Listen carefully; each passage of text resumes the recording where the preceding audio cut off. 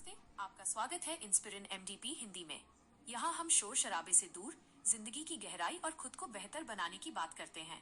अगर आप भी सुकून के साथ आगे बढ़ना चाहते हैं तो आप सही जगह पर हैं। सर्कुलर इकोनॉमी और लोकल लॉजिस्टिक्स के एक अनोखे संगम पर आधारित है, जो दिखाती है कि कैसे एक बेकार समझी जाने वाली चीज को तकनीक के जरिए रिसोर्स में बदला जा सकता है।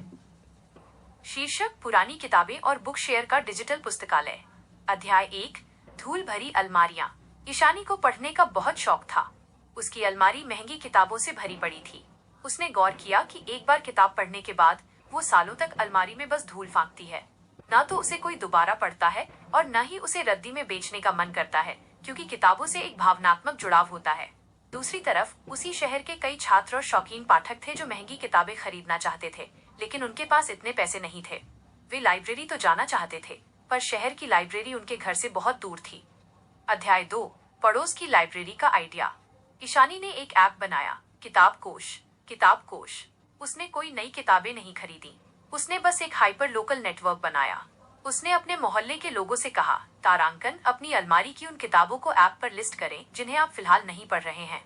जब कोई दूसरा व्यक्ति उन्हें पढ़ेगा तो आपको क्रेडिट पॉइंट्स मिलेंगे। उसने किताबों को बेचने के बजाय किराए और विनिमय, रेंट और एक्सचेंज का मॉडल चुना। अध्याय 3: पिकअप और भरोसा का सिस्टम। ईशानी ने ई कॉमर्स की एक बड़ी समस्या का समाधान किया, लॉजिस्टिक्स। उसने शहर के स्थानीय डिलीवरी पार्टनर्स, जो पहले से खाना या दवाइयां पहुंचा रहे थे, के साथ हाथ मिलाया। 1. Doorstep delivery. जैसे ही कोई किताब बुक करता, डिलीवरी बॉय मालिक के घर से किताब लेता और उसे पाठक तक पहुंचा देता। 2. Quality check.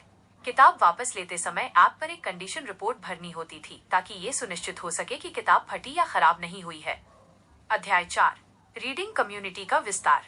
आज ईशानी के ऐप पर 1 लाख से ज्यादा किताबें लिस्टेड हैं, लेकिन उसका अपना एक भी गोदाम, वेयरहाउस नहीं है। पूरा शहर ही उसकी लाइब्रेरी है। उसने डेटा का इस्तेमाल करके बुक क्लब्स बनाए, जैसे अगर एक ही इलाके में 10 लोग सस्पेंस थ्रिलर पढ़ रहे हैं तो ऐप उन्हें एक डिजिटल चर्चा के लिए जोड़ देता है। ईशानी ने ज्ञान को अलमारियों से निकालकर लोगों के हाथों तक पहुंचा दिया। उसने महंगी किताबों को एक सब्सक्रिप्शन मॉडल में बदलकर पढ़ना सबके लिए सस्ता और सुलभ बना दिया। सेवा मॉडल का गहरा विस्तार, the shared resource strategy. Utilisation बढ़ाना। एक किताब जो साल में एक बार पढ़ी जाती थी, अब वो साल में 12 अलग अलग लोगों द्वारा पढ़ी जा रही है।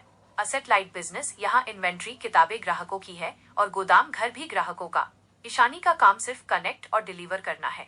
Eco friendly. नई किताबें कम छप रही हैं क्योंकि पुरानी किताबों का रोटेशन बढ़ गया है, जिससे कागज की बचत हो रही है। जीवन का सबक। दुनिया में संसाधनों की कमी नहीं है, बस उनके वितरण, डिस्ट्रीब्यूशन में गड़बड़ी है। यदि आप किसी के पास पड़ी अतिरिक्त चीज को किसी की जरूरत से जोड़ सकें, तो आप एक क्रांतिकारी बिजनेस बना सकते हैं। दुनिया आपको वैसा ही देखेगी जैसा आप खुद को देखेंगे। इसलिए खुद पर यकीन रखिए और आगे बढ़िए। अगर इस वीडियो ने आपकी सोच में जरा सा भी बदलाव लाया हो तो इसे लाइक करें और अपने किसी एक खास दोस्त के साथ शेयर जरूर करें। ऐसी ही और प्रेरणादायक कहानियों के लिए इंस्पिरिन एमडीपी को सब्सक्राइब करना न भूलें। अपना ख्याल रखें, मुस्कुराते रहें। मिलते हैं अगले वीडियो में। धन्यवाद।